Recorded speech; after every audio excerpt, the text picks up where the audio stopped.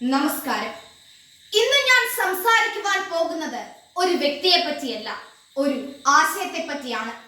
ഒരു മനുഷ്യ ശരീരത്തിൽ കുടിയേറിയ ഒരു ദൈവസങ്കല്പത്തെ പറ്റി.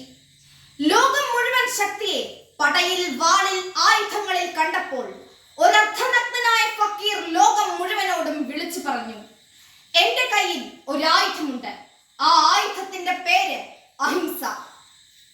1869 ഒക്ടോബർ 2 ഗുജറാത്തിലെ പോർബന്ദറിൽ ജനിച്ച മോഹൻദാസ് കരംചന്ദ് ഗാന്ധി ഇന്ത്യ മഹാസാമ്രാജ്യത്തിന്റെ മുഴുവൻ തുടിപ്പായി മാറി. അദ്ദേഹം ഒരു രാജാവായിരുന്നില്ല, ഒരു ജനറൽ ആയിരുന്നില്ല. പക്ഷെ അദ്ദേഹത്തിന്റെ സത്യം, അദ്ദേഹത്തിന്റെ ധൈര്യം, അദ്ദേഹത്തിന്റെ അഹിംസ ഭാരതം മാറ്റിമറിച്ചു.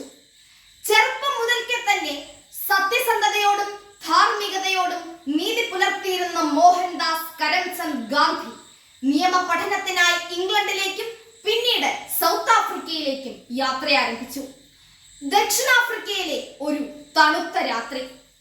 ഫസ്റ്റ് ക്ലാസ് ടിക്കറ്റ് ഉണ്ടായിരുന്നിട്ടും കറുത്ത തൊക്കുള്ളതിനാൽ ട്രെയിനിൽ നിന്നും പുറത്താക്കപ്പെട്ടപ്പോൾ അന്ന് അവിടെ ആ ഒറ്റപ്പെട്ട രാത്രിയിൽ ഒറ്റപ്പെട്ട സ്റ്റേഷനിൽ പിറന്നു വീണത് അഹിംസയുടെ ആൾരൂപമായ മഹാത്മാഗാന്ധിയായിരുന്നു.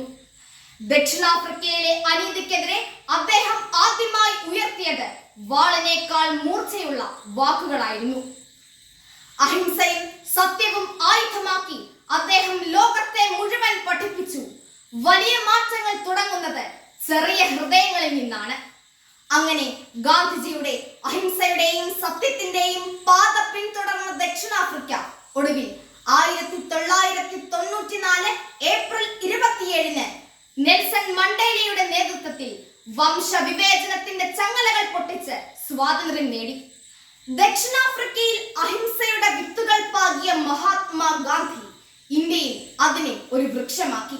ചമ്പാരൻ സത്യാഗ്രഹം അരങ്ങേറിയപ്പോൾ ഇന്ത്യ കേട്ടു, ഹിംസയില്ലാതെ നീതി നേടാം. ഖിലാഫത്ത് പ്രസ്ഥാനം അരങ്ങേറിയപ്പോൾ ഗാന്ധിജി മതങ്ങൾ തമ്മിൽ പടുത്തുയർത്തത് മതിലുകളല്ല, പാലങ്ങളായിരുന്നു. ഇന്ന് അതേ മതങ്ങൾ മനുഷ്യർ തമ്മിൽ മതിലുകൾ പടുത്തുയർത്തുന്നു.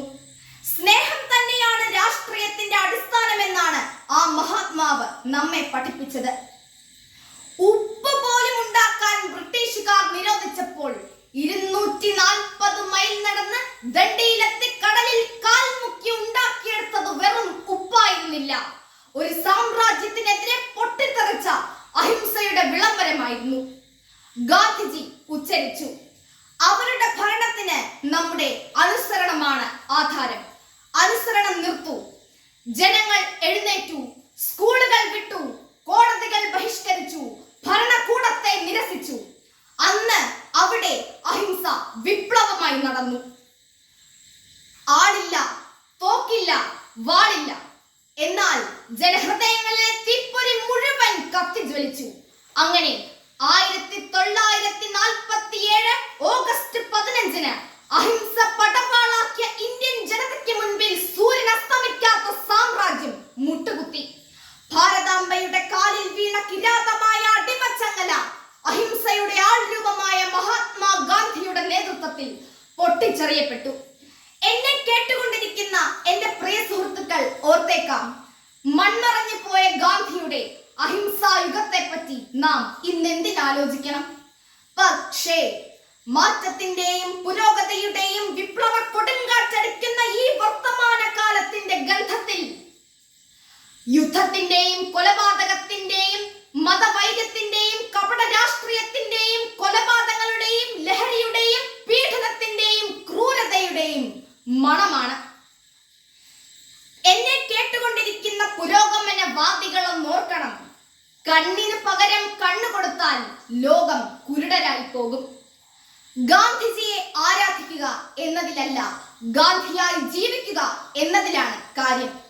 അഹിംസയും സത്യവും മരിച്ചിട്ടില്ല, അവയെ മറന്നത് നാമാണ്. സത്യം ജയിക്കട്ടെ, ധർമ്മം ജയിക്കട്ടെ, അനീതിക്കെതിരെ ശബ്ദമുയരട്ടെ. നമ്മുടെ ഉള്ളിൽ അഹിംസയുണ്ടാകുമ്പോൾ അവിടെ ഒരു ഗാന്ധിജിയാണ് പിറന്നു വീഴുന്നത്. ഗാന്ധികൾ പിറക്കട്ടെ എന്ന പ്രാർത്ഥനയോടെ, വിശ്വാസത്തോടെ ഞാൻ എന്റെ വാക്കുകൾ ഇവിടെ ഉപസംഹരിക്കുന്നു. നന്ദി, നമസ്കാരം, ജയ് ഹിന്ദ്.